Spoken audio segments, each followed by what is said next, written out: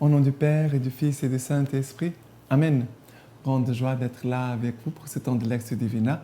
Et aujourd'hui, nous sommes le 23 octobre, samedi. Et je vous rappelle toujours, c'est très important chaque samedi d'avoir une attention particulière à la Vierge Marie, prier votre rosaire, renouveler votre consécration à la Vierge Marie. C'est très important d'avoir cette intimité avec la Vierge Marie. Toujours. C'est pour cela que quand on va faire la Lectio Divina, on doit prier un Je vous salue Marie avant et d'invoquer l'Esprit Saint. D'accord? Et je ne le fais pas à cause du temps.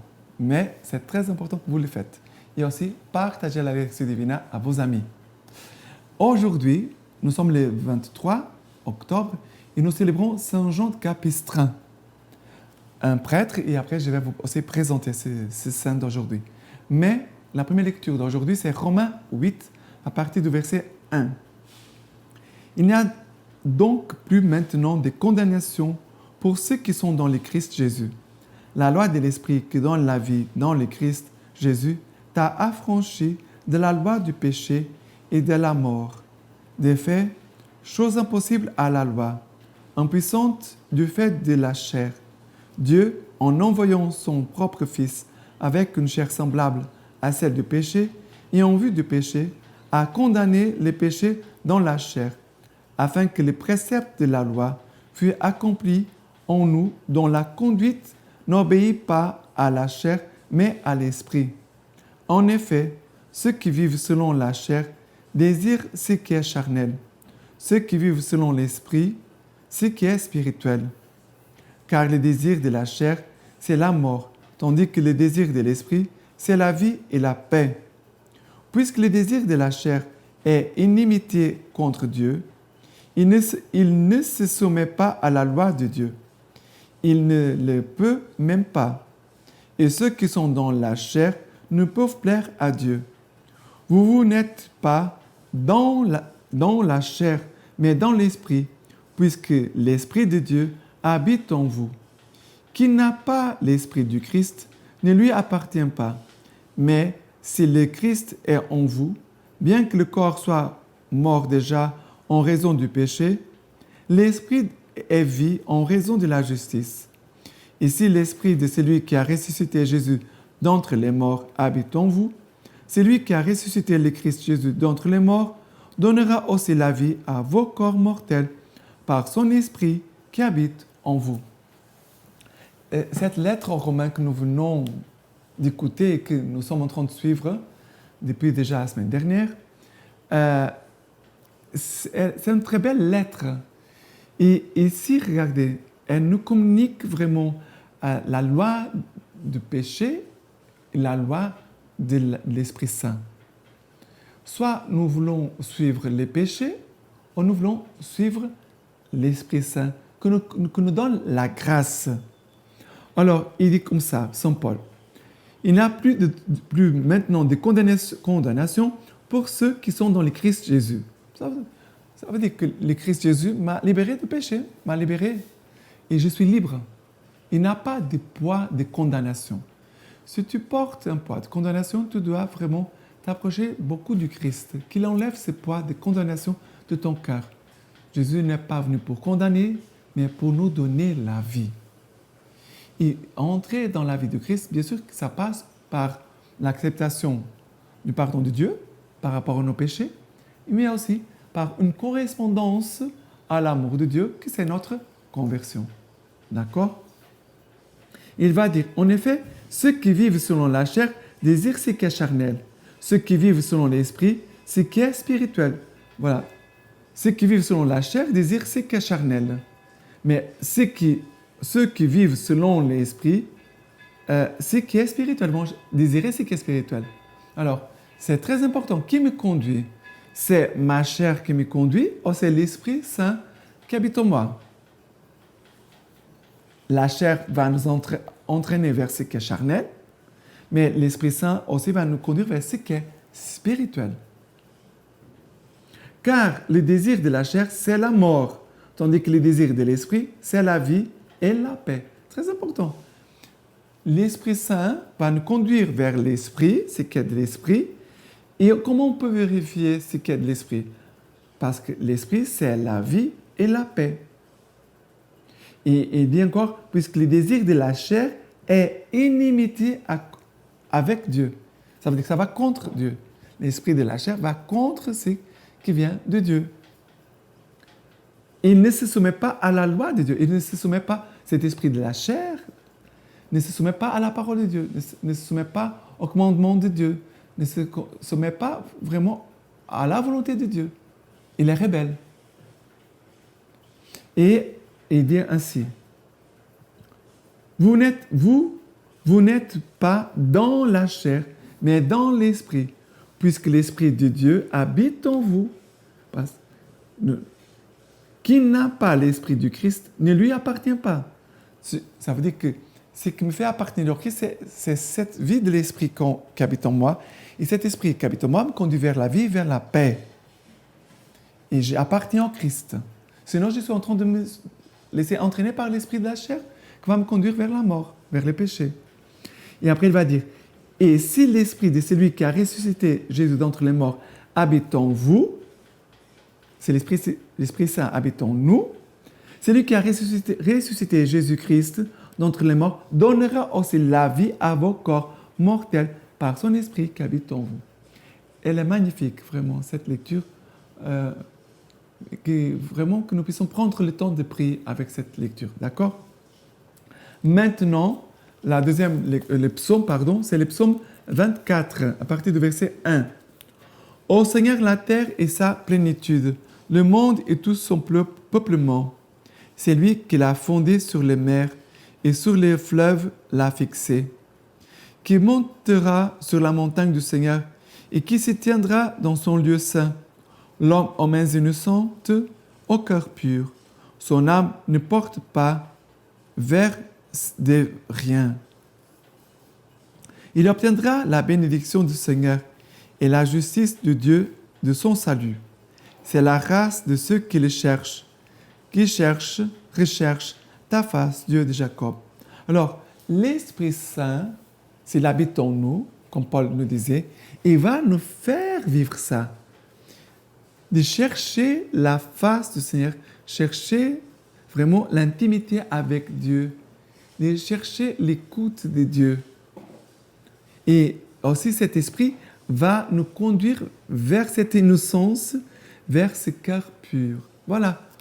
On sent, on peut vérifier si l'Esprit Saint habite en nous parce qu'il va nous conduire pour vivre la parole de Dieu, d'avoir les mains innocentes, un cœur pur, une âme qui ne porte pas vers de rien, qui cherche la face du Seigneur, la face de Dieu de Jacob. Voilà quelque chose de très important.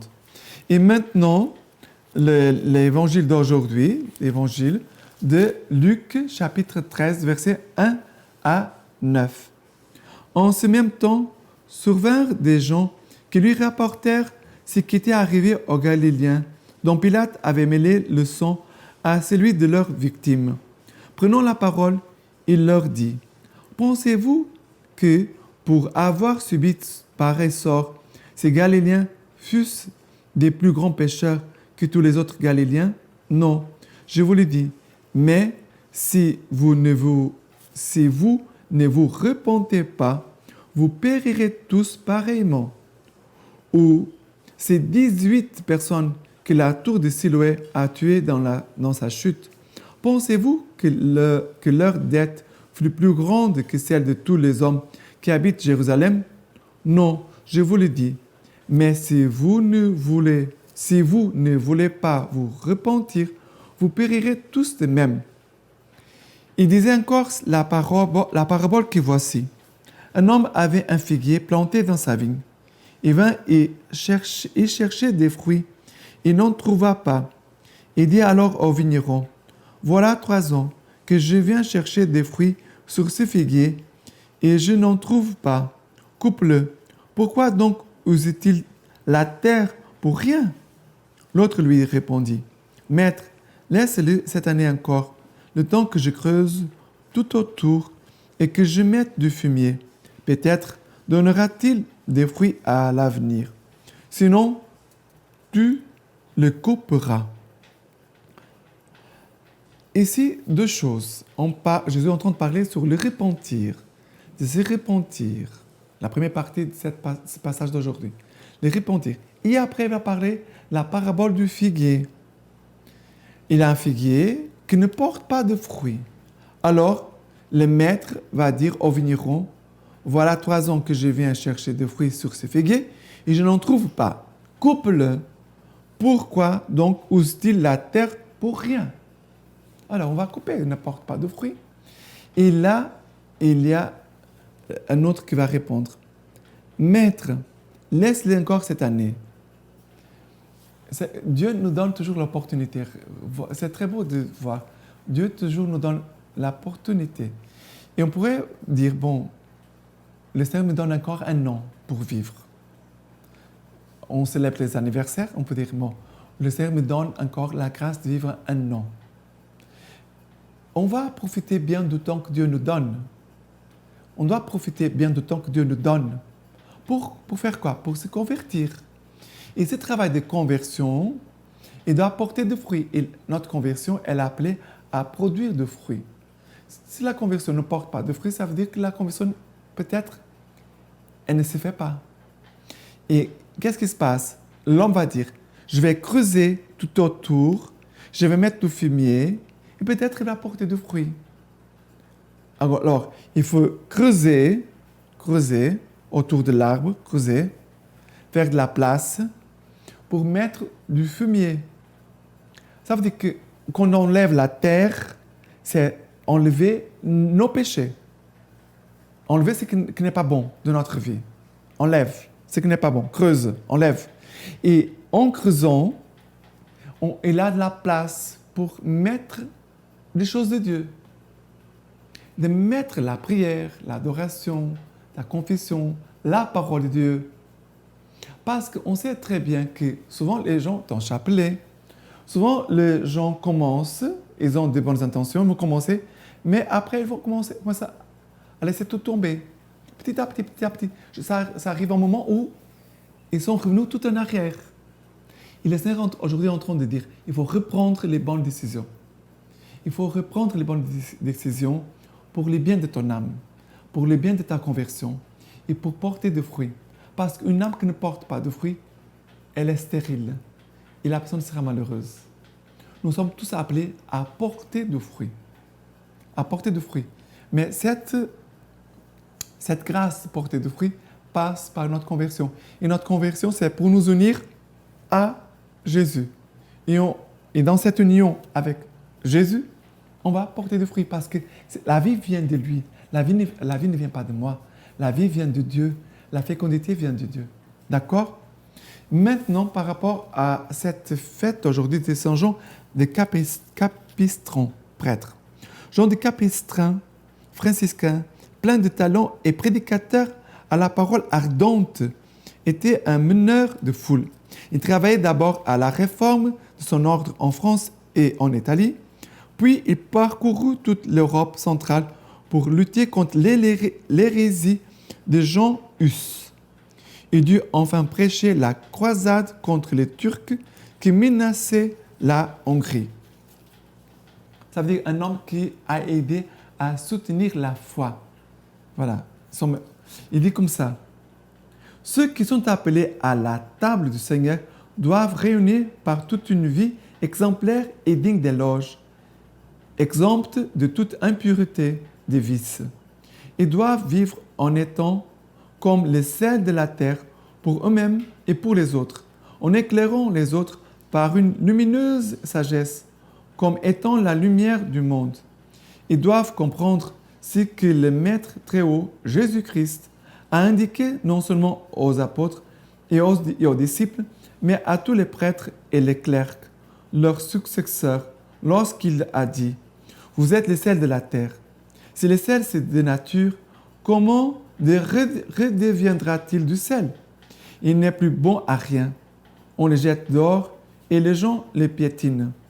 Ce qui est vraiment piétiné par les gens comme du fumier, méprisable, c'est un clergé impur et sordide, imprégné par la saleté des vices et paralysé par les chaînes des péchés, si bien qu'il ne peut plus rien faire pour soi ni pour les autres. Car, comme dit saint Grégoire, celui dont la vie est décriée aboutit à ce que sa prédication soit méprisée. Les prêtres qui exercent bien la présidence méritent double honneur, surtout ceux qui peinent au ministère de la parole et à l'enseignement.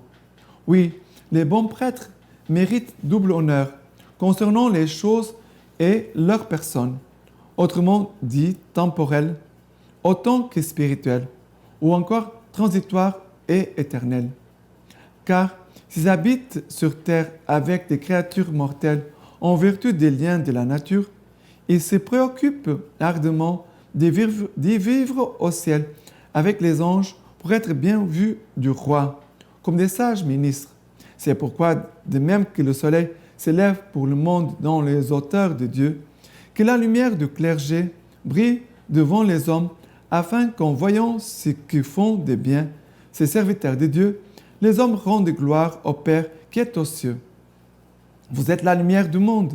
Non seulement la lumière se manifeste elle-même, mais en répandant ses rayons tout autour d'elle, elle illumine les objets qu'elle touche.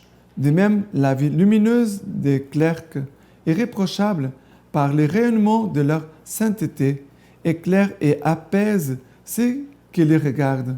Chargé de s'occuper des autres, le clerc doit montrer en lui-même comment les autres doivent vivre dans la maison du Seigneur. Maintenant, je vous laisse la bénédiction par les mains toutes pures de la Vierge Marie. Que le Dieu Tout-Puissant vous bénisse et vous garde, le Père, le Fils et le Saint-Esprit. Amen.